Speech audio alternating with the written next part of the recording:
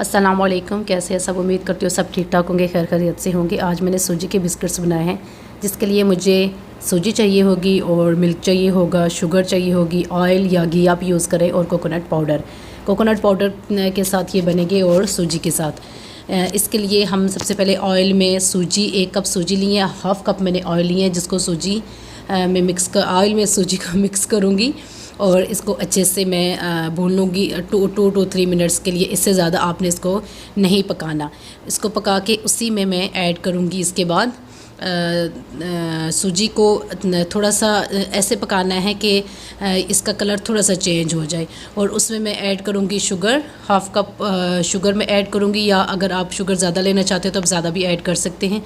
Sugar को add करूँगी, उसको भी मैं 1 मिनट के लिए पकाऊंगी। 1 मिनट के लिए शुगर पकाने के बाद इसमें मैं ऐड करूंगी जो कोकोनट पाउडर मैंने लिया है। वो कोकोनट पाउडर आप चाहे तो ड्राई कोकोनट को खुद पाउडर फॉर्म में कन्वर्ट कर लें, या फिर आप बाज़ार से कोकोनट पाउडर बाय जो करते हैं गार्निशिंग के लिए वो ले लें।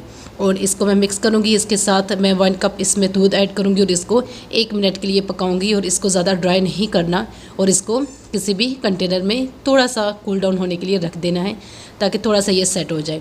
उसके बाद एक कंटेनर लें, उस कंटेनर में इसको सेट करें। इस तरह सेट करना है कि बिल्कुल बराबर हो, और ताकि जब आप इसकी कटिंग करें तो वो बहुत अच्छे से इसकी कटिंग हो जाए।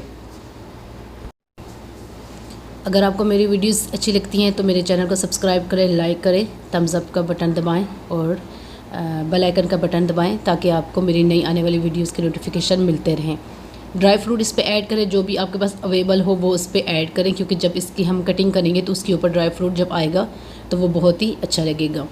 ये बहुत ही मज़ेदार रेसिपी हैं, घर पे तैयार होने वाली मिठाई हैं। आप इसको फटाफट बना के आप किसी को भी सर्व कर सकते हैं और बहुत अच्छे से सर्व कर सकते हैं।